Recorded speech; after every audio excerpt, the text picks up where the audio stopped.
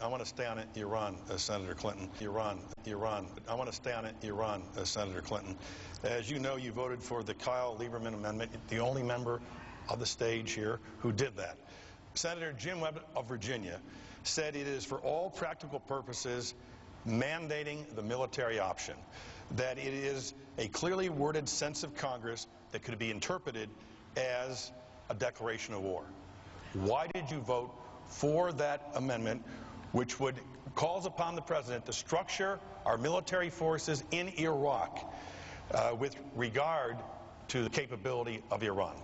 Well, first of all, I'm against a rush to war. I was the first person on this stage and one of the very first in the Congress to go to the floor of the Senate back in February and say George Bush had no authority to take any military action in Iran.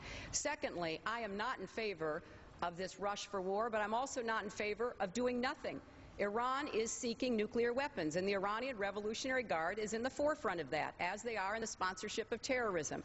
So some may want a false choice between rushing to war, which is the way the Republicans sound, is not even a question of whether, it's a question of when and what weapons to use, and doing nothing. I prefer vigorous diplomacy, and I happen to think economic sanctions are part of vigorous diplomacy. We use them with respect to North Korea. We use them with respect to Libya.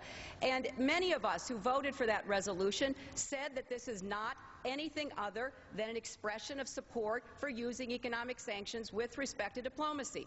You know, several people who were adamantly opposed to the war in Iraq, like Senator Durbin, voted the same way I did and said at the time that if he thought there was even the pretense that could be used from the language in that non-binding resolution to give George Bush any support to go to war, he wouldn't have voted for it, neither would I. So we can argue about what is a non-binding sense of the Senate, and I think that we are missing the point, which is we've got to do everything we can to prevent George Bush and the Republicans from doing something on their own to take offensive military action against Iran.